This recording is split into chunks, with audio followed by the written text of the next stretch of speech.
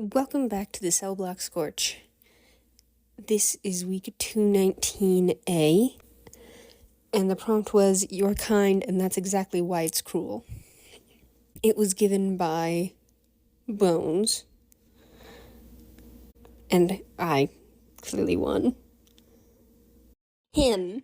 So, I totally forgot to say who I am, even though you maybe sort of remember. I'm Red. I don't know where Bones is going to insert this into the audio, but, there you go. Anyways, while I'm at it, I figured I should add some more thoughts on this Scorch, specifically what I did. There's a sentence in here that I just, kind of put in there, and I'm sure I meant to, connect it better or whatever, but I have a kind of, janky way of writing. I'm just gonna say it. I go through, and I just, low-key word vomit, and then I go back through, and I'm like, what the frick was I doing there? I need to fix that. But I guess I just didn't do that for this one. So, yeah. Anyways, the title for this Scorch is Die for Her. There was never an exact moment when Kai realized that he was just a pawn. He wasn't the chosen one, never was, never wanted to be, but he did know her. They fought together, and he was dragged off on quest after quest because she wanted someone to go with her, and no one else would. Really, it wasn't her fault, though. She was nice enough, a little bit egotistical, but that's to be expected. Their leader, the woman who raised him, and the chess master moving him across the board.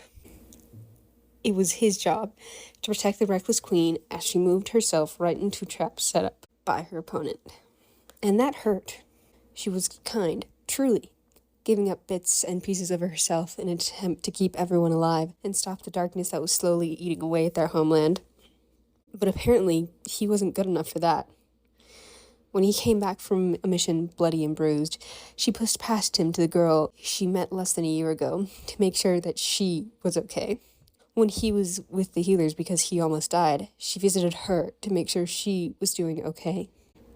Because all he was the pawn she moved across the board with the queen, the one who walked into traps so that she wouldn't.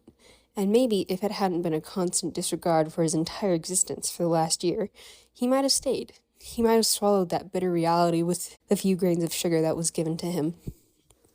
Maybe if she hugged him after a hard mission, or at least said a few throwaway lines about how brave he was, he would have stayed.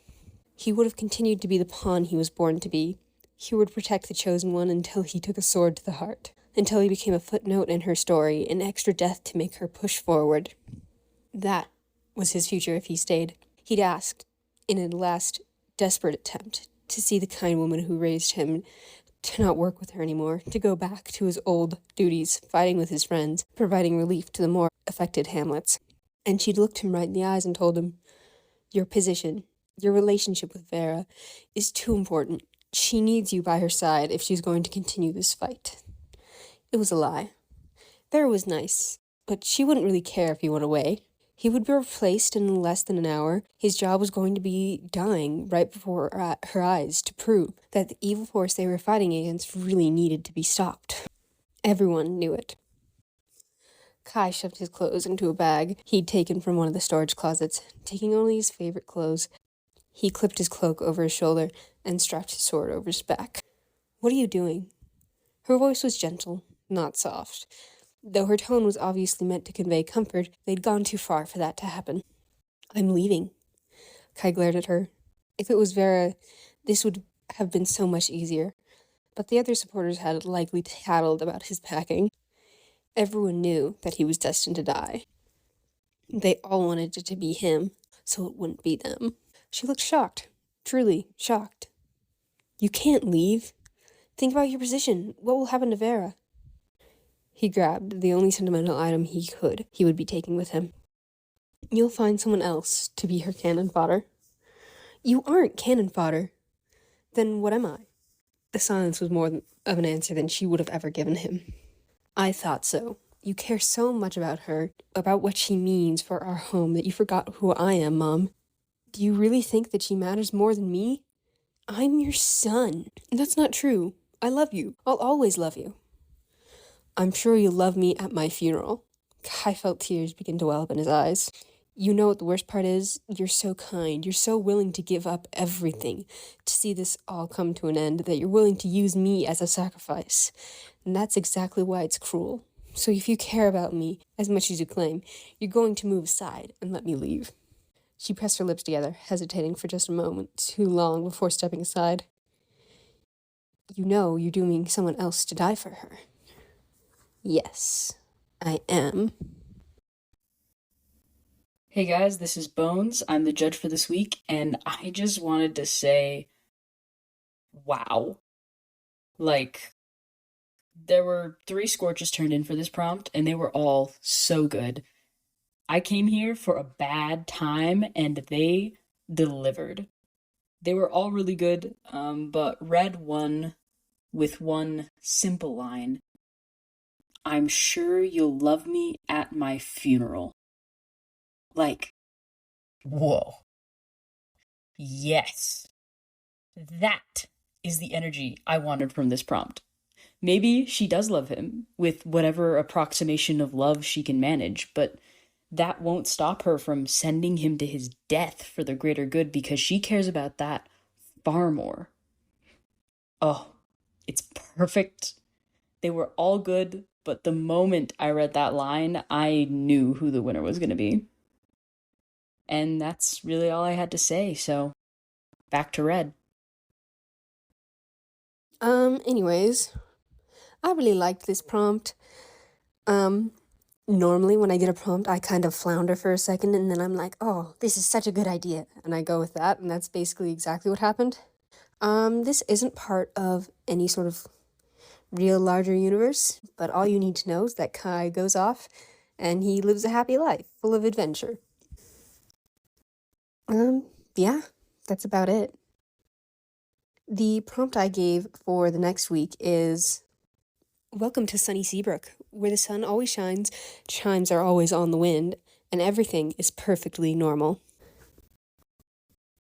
And, I think I was just on a bit of like a horror kick that week. I really, really like the small towns that aren't quite right vibes from horror. Yeah. Anyways, comment, question, do whatever you want to do. Tell me how much you love me. All that good jazz. We also, our Patreon is up, so you can go donate to that if you want to see the losing Scorches, or you, for free, you can see all of the transcripts for these episodes. Anyways, if you really like me specifically, you can donate to my Ko-Fi. And yeah, that's about it. Keep that fire burning. The Cellblock Scorch is a production of Stellacore, an independent group of nerds sharing their obsessions with the world. We can be reached at thestellacore@gmail.com, through comments on your podcast platform of choice, our Instagram, Stella_core, and at our YouTube, also called Stellacore. Feel free to check out our other productions on our YouTube channel, or our cosplays on Instagram. If you would like to support our creative endeavors, you can give a one-time tip to the Ko-Fi of the writer of your favorite Scorches, or check out our Patreon, linked in the show notes.